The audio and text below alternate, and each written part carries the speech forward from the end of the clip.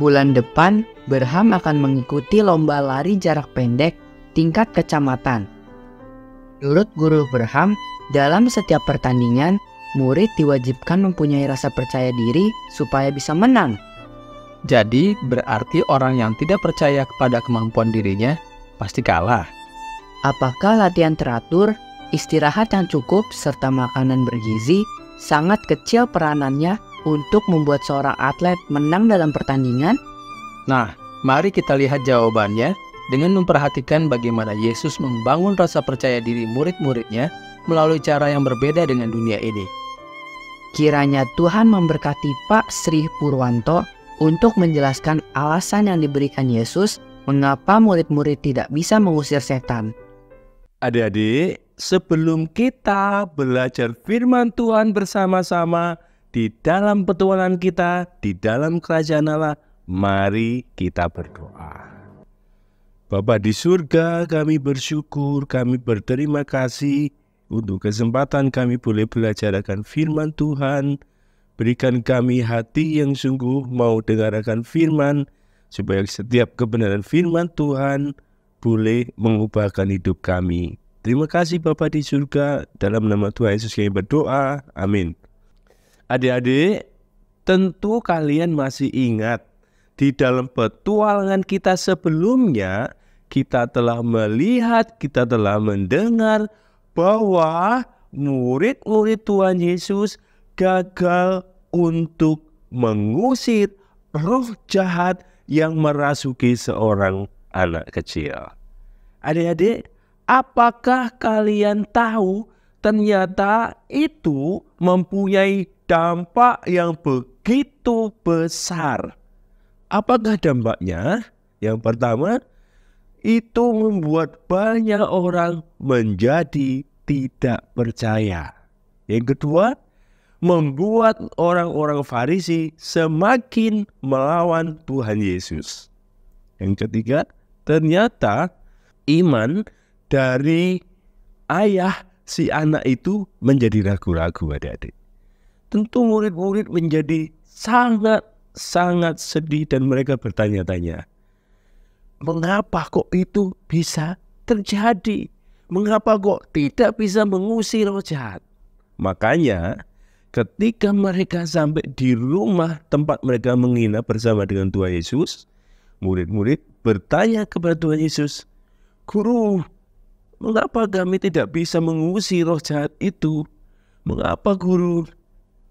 Tuhan Yesus menjawab mereka bahwa mereka harus berdoa dan berpuasa. Berdoa dan berpuasa. Apa maksud Tuhan dengan mengatakan bahwa para murid harus berdoa dan berpuasa, adik-adik? Apa yang mau dikoreksi dari para murid? Apa yang mau diajarkan oleh Tuhan Yesus? Nah, untuk menjawab pertanyaan-pertanyaan ini, kita harus kilas balik sebentar, adik-adik. Tentu kalian juga masih ingat bahwa Tuhan Yesus pernah mengutus murid-muridnya untuk memberitakan Injil dalam kelompok-kelompok, di mana di dalam kelompok itu terdiri dari 2 orang. Dan mereka diberikan kuasa untuk mengusir roh-roh jahat. Apakah mereka bisa? Bisa, adik-adik. Nah, karena mereka mempunyai pengalaman pernah mengusir roh jahat, akibatnya iman mereka menjadi bergeser, adik-adik. Iman mereka sekarang menjadi iman yang palsu. Pengharapan mereka adalah pengharapan yang salah. Dan keyakinan mereka adalah keyakinan bukan pada tempat yang benar. Mereka tidak sungguh-sungguh bersandar kepada Tuhan, tetapi justru mereka bersandar kepada pengalamannya. Aku dulu pernah bisa. Adik-adik, itu yang mau dikoreksi oleh Tuhan Yesus. Tetapi bukankah kita juga pernah mengalami pengalaman yang sama, adik-adik? Kalau kita merasa, aku bisa. Oh, aku pernah melakukan ini dengan baik. Oh, aku sangat berpengalaman. Akibatnya apa? Akibatnya kita melupakan Tuhan. Kita tidak berdoa. Itu tidak boleh, adik-adik. Jadi dengan demikian, apa yang mau diajarkan oleh Tuhan Yesus? yang mau diajarkan oleh Tuhan Yesus adalah para murid harus menyadari bahwa mereka itu adalah orang-orang yang lemah, yang sangat terbatas, yang tidak bisa berbuat apa-apa jika Tuhan tidak menolong mereka. Jadi dengan mengatakan bahwa para murid harus berdoa dan berpuasa, Tuhan Yesus mau para murid merendahkan diri di hadapan Tuhan, memohon pertolongan Tuhan, mengharapkan kuasa Tuhan yang akan menolong mereka. Di samping itu, dengan mengatakan berdoa dan berpuasa, Tuhan Yesus mau mengatakan bahwa setiap orang itu harus menyangkal dirinya sehingga tidak bersandar kepada pengertian sendiri, melainkan bersandar kepada kebenaran firman Tuhan.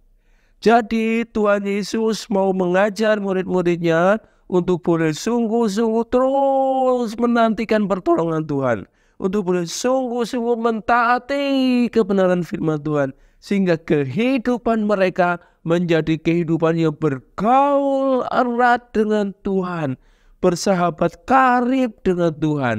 Orang-orang yang demikian inilah orang-orang yang disertai dengan kuasa Tuhan, sehingga mereka akan mampu mengusir roh-roh jahat, adik-adik. Tetapi Pak, saya tidak pernah ketemu dengan orang yang kerasukan. Saya kan nggak perlu mengusir roh jahat kalau begitu. Kalau begitu, apakah saya tetap perlu berdoa dan berpuasa? Adik-adik, walaupun kita tidak melihat roh jahat merasuki seseorang dan kita tidak pernah mengusir mereka dari tubuh seseorang, bukan berarti roh jahat itu tidak bekerja. Roh jahat tetap bekerja untuk membangkitkan keraguan-raguan, untuk melenyapkan iman dari murid-murid Tuhan. Adik-adik, kita dipanggil oleh Tuhan untuk menjadi pejuang kehidupan. Artinya adalah kita dipanggil oleh Tuhan untuk menjadi orang-orang yang mengalahkan tipu muslihat si jahat, agar kita dapat menolong orang yang sungguh-sungguh beriman kepada Tuhan, dan kita juga menolong diri kita untuk sungguh-sungguh beriman kepada Tuhan. Adik-adik, ada satu senjata yang dibuat oleh si jahat untuk menguasai kita. Apakah itu? Membentuk kebiasaan yang buruk dalam hidup kita. Kalau kita sudah mempunyai kebiasaan yang buruk, kita tidak segera menyelesaikannya, itu adalah alat si jahat untuk menguasai kita, sehingga kita tidak mempunyai iman kepada Tuhan dan kita melawan Tuhan. Bagaimana kita bisa mengatasinya? Dengan berdoa, dengan berpuasa, dengan menantikan pertolongan Tuhan, dengan sungguh-sungguh setia taat akan kebenaran firman Tuhan.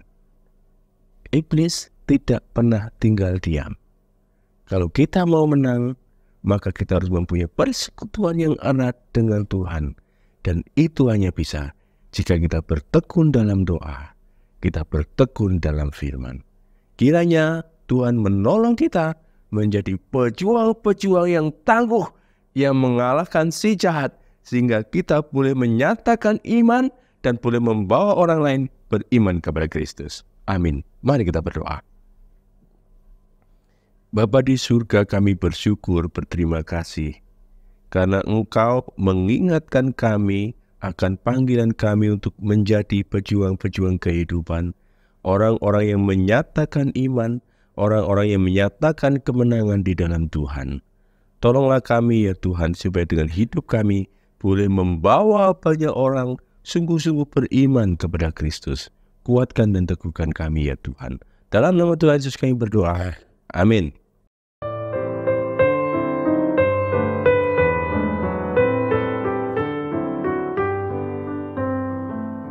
Papa, apakah puasa orang Kristen itu sama dengan puasa agama lain?